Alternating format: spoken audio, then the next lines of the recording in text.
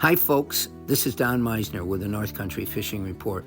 I was talking to my buddy now, Adrian, who's one of our board members in Messina, and I was talking to him about his son. I've told you before here about Parker, who we let really play a big role in our tournaments in greeting the anglers as they come in helping us to revive the fish in the tank. We've taught him how to fizz, and it's been amazing to see him progress because he's been given a chance to do things.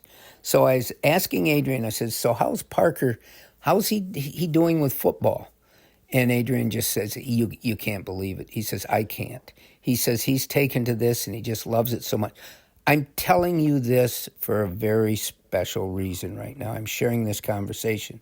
And I went on to tell Adrian, I said, no, I expected this to happen. I said, number one, you give him the chance to discover himself. A lot of parents, they feel they're being so good by monitoring and ruling basically everything that their kids do, and that's still better than absolutely not being interested. But in this case, Parker's been allowed to sort of discover what he is in life. Adrian never fished before. It wasn't part of his life, but because Parker loves it, now Adrian is going with him, and Adrian says to me many times, gosh, I'm the worst fisherman. No matter, I see people around me all catching fish, and I'm not catching them. But then in this conversation, he went on to tell me that he says, you know what?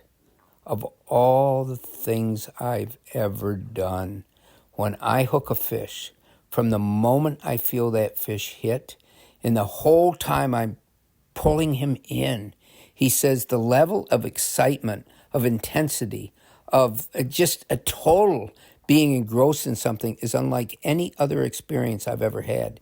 It is that amazing. And I thought to myself, boy, Adrian, you've given me something else to share with others, because I talk about what fishing means.